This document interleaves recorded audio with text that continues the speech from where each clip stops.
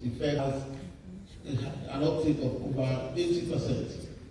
And there are success stories in the country now of people or farms or organizations that have benefited from that facility. The objective of the facility itself was to support importation of agricultural inputs such as fertilizers, machinery, etc., and the production of agriculture and production of food within Leone. And this has scored a high mark. So, following that, and coming now to the topic under discussion, the central bank actually intends to introduce policies that will encourage commercial banks to lend to agricultural sector while managing climate-related risks. That's one policy that we intend to, or regulatory policy that we intend to implement. You know, the central bank has moved away from, has moved away more or less, but then we are like blending social, environmental, and economic developmental issues with our traditional monetary policy and financial stability issues. In the bank, we have in existence what we call a regulatory sandbox. The regulatory sandbox performs the function of provides the testing facility for new products that are being introduced in the market. We will habituate the regulatory sandbox for a period of 6 months to 1 year, and we test your resilience within the regulatory sandbox. And once you graduate based on our assessments, we will grant you license to go out there and access the market full blown. So what we also do in this case, we will encourage new financial products such as climate index insurance and innovative agricultural lending to be tested safely within the sandbox. And once they become mature, we will definitely allow them to roll out in the market and compete with other players. I will stop here for now while we are waiting for further questions. Thank you. Thank you very much, Deputy Governor. Yeah, indeed, the fact that you are thinking of ensuring climate indexed insurance is being introduced shows that there is an alignment with Freetown. Dr. Freetown is very much interested in that, and we've already introduced a product within the system. So this shows that, as the President had said, and the Minister of Agriculture frequently refers to, this is a whole of government approach. So there is no silo anywhere. We are all working together. And I thank you very much for confirming that. Let's now move on to, again, let's move from the side. Let's go to the World Bank. Alitunji, the World Bank has supported numerous agricultural finance interventions globally, often blending public and private capital. How can Sierra Leone leverage instruments such as guarantees, concessional loans, or results-based financing to de-risk the agricultural bank's lending portfolio and crowding private sector for climate-smart agriculture? Thank you very much, sir. Yes, thank you for inviting me. I will talk about two issues that have been put on for discussion today. The first one, what kind of investment is the bank interested in supporting the objective laid out around climate resilience and the establishment of agricultural power?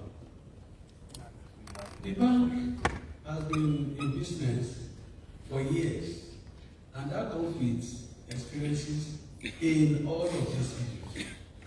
I'm very sure the moderator will be interested in banks coming to say that, okay, for the takeoff of the agricultural bank, we like to put so million on the land. The good news is that the World Bank built on government priorities. And once we show the road, we try to follow as much as possible. We have tried all sorts of innovative ideas around agricultural financing in the past years. In my little years in the bank, I witnessed this when we gave out money through the commercial banks for on-lending to our farmers. We saw the weakness as there with such decision. And as we now move into this new era of setting up an agricultural bank for a purpose to deal with some of the weaknesses as there with trying to get the commercial bank to support farmers directly. So, what did we see? First, when you look at the way the unit that is supposed to administer those agricultural loans at the commercial banks, they have very lean staff because there are many other competing, more rewarding ventures that they need to deal with. So sometimes they don't do it as a form of social outreach. So you don't expect commercial bank to put their resources where the money is not coming. Number two, the kind of capacity that you staff such department is also missing. More importantly, the farmers that are supposed to be served, are they ready for any loan? Even if you give it at 1%, you must build a business case at the farmer's end. And that is why the bank decided to focus attention at getting the farmers ready for the loan, even if it's at 1%. If you don't fix the value chain, the farmer will not wake up and go and take any loan. That will be suicidal. So we spend a lot in fixing the value chain. Either cassava, the rice we talk about, the trade crops we talk about. We must fix all the problems. And what are the problems? We start from the inputs. Get the right inputs. And when we drive this, the research system must get out the right type of inputs that will give the kind of return that will enable farmers to go to the farm and be proud that they are going to get something to be able to pay back whatever money, however cheap. The extension will also support extension heavily to be able to reach out. But I've tried all sorts of innovative ideas around extension. The bank has supported the e-extension system. And we are still working on this to make sure that it serves the purpose.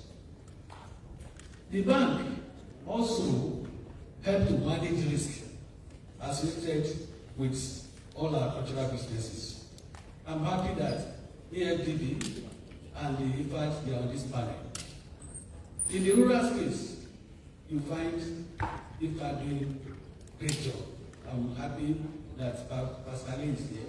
I'm very sure she'll be able to update us what has happened with that. So when we look at all the weaknesses, we want to see in the new agricultural bank that we are addressing all these weaknesses. And one thing should come out clearly. There will never be a time that you will be able to assure your financier that they are the 100% recovery. What has been the percentage recovery even when we are dealing with commercial bank, with the best intention of government? So all of these are issues that we must deal with. And once we clean up the environment, definitely you will get the support of your donor community. That's why we want to partner with you. We want to work with you to clean the system. And once we clean the system, the resources will flow. I will stop here, as I think I still have a point to add one or two. Thank you very much. We'll see if you have an opportunity. But thank you very much, Tunji. Let me come back to research. Dr. Norman, we noticed that some 2 weeks ago, Slary charmed the president with your performance at the Okopo Rice Society Station. Please charm us today by letting us know which climate smart technologies and agronomic packages you have ready to scale now in the next 12 to 24 months, and how can the agricultural bank tailor credit, input financing, and insurance to align with Slary's evidence and de-risk adoption by women and youth-led agricultural enterprises. Thank you very much. All right, thank you very much, Mr. Chairman. It's a pleasure to be here to participate in this third dialogue program of a climate resilience and energy transition. I'm here also representing Abbas, the DG of Slary, who could not make it up here today because of very busy or other very busy official schedules, but is here in spirit, and I'm sure I will speak very good things on his behalf. Good morning to all participants. As we know, Sierra Leone Agricultural Research Institute is a national agricultural research institute charged with a mandate to carry research, conduct research on various crops, livestock and trade crops, value chains. We do our research along various thematic areas. We generate innovative technologies. We do promote them, of course. Also, we do market research. And we do this along the various actors that are along the value chains. Now, in the recent past, 30 elite varieties of 3 commodity value chains we have released in Rokopo, and of which, of course, like my colleague said, 8 of them were cassava varieties, elite cassava varieties, and one of which was named the Maga cassava, which is more or less to recognize and honor the efforts of our president in pushing the food security as well as nutrition security agenda for the country.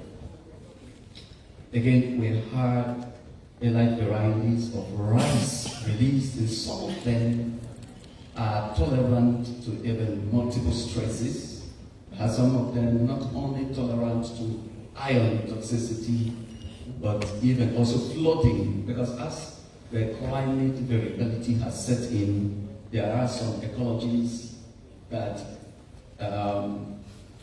of course face the issue of iron toxicity. But then flooding is also an issue even in such ecology. So we now have rice varieties that tolerate both stresses, both abiotic stresses. But I'm talking here both the iron toxicity as well as the flooding toxicity. Then also another flooding.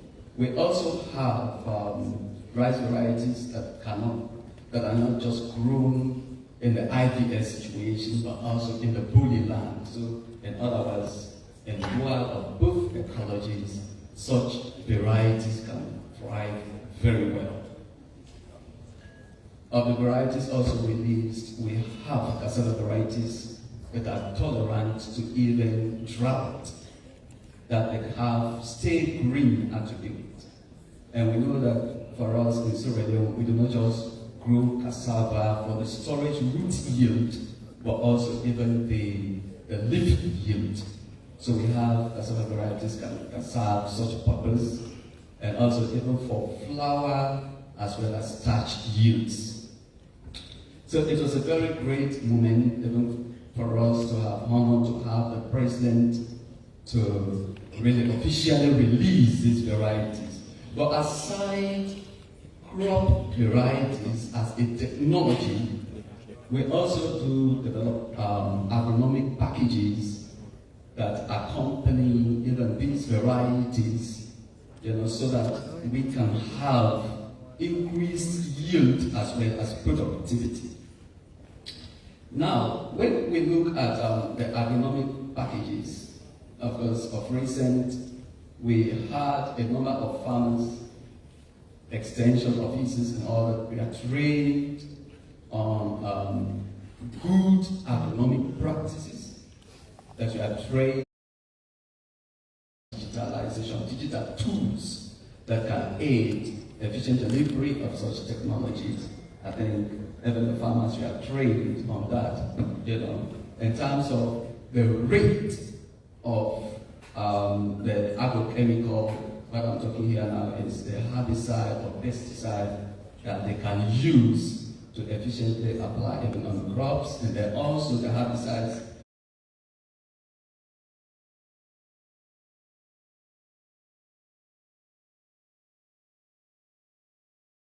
in terms of killing the weeds and then efficiently developing the land that can be weed-free.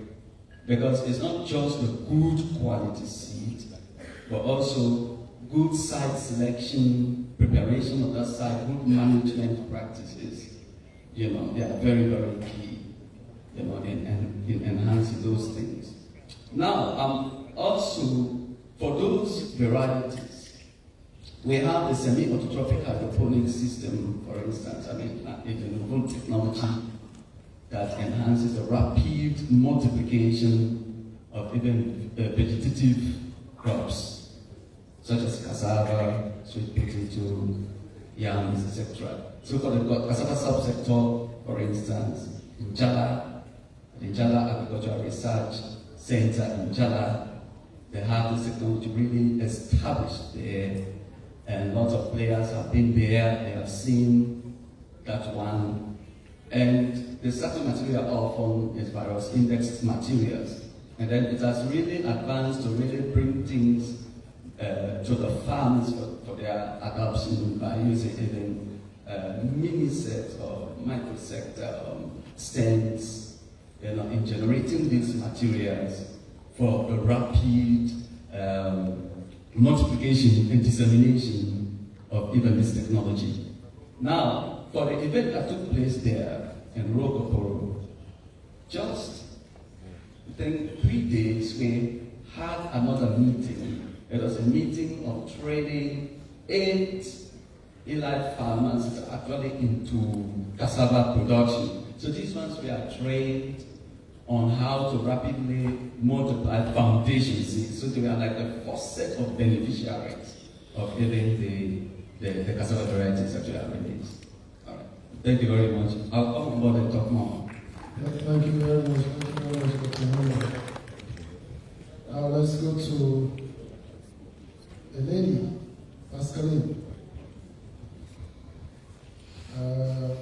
IFA, of course, has been at the forefront of empowering smallholders, just as your colleague at the World Bank said, especially focusing on women and youth through inclusive rural finance and adaptation initiatives. How is IFAD integrating community-based resilience approaches into its forthcoming future agricultural programs to enhance food security and livelihoods in rural regions? Thank you very much. Thank you so much, and greetings to everyone. It's a pleasure to be here and to participate in this important forum. IFAD is an international financial institution, but also a specialized UN agency, is supporting the government of Sierra Leone since a while. Our strategic document or program is fully aligned with the National Development Plan, but also the Freetown. And we have, for now, 3 key programs with about 250 million, supporting first the agricultural value chain development program, but also the rural finance program, and recently the livestock program. So for the agricultural value chain project, which about 100 million USD, it's like a climate-smart agriculture project. So many achievements was observed, and I can inform you that the government, the parliament, was always in a community, and they are so proud of the achievement of this project. For example, we reached about 53,000 beneficiaries. We developed about 3,600 hectares of climate resilience islands value swamp, what we call IDS in rice. We have established about 446 farmers' field schools just for the training of the small farmers on the agronomist practices and so on. And we established like 11,000 hectares of climate resilient tree crops in cocoa and oil palm. This is just the key achievement, but we secured also the land rights for the 4,000 women farmers. So we can just develop the key achievement, but we see that in close collaboration with the government of Sierra Leone, especially the Ministry of Agriculture, I see the Honorable Minister here, and in close collaboration with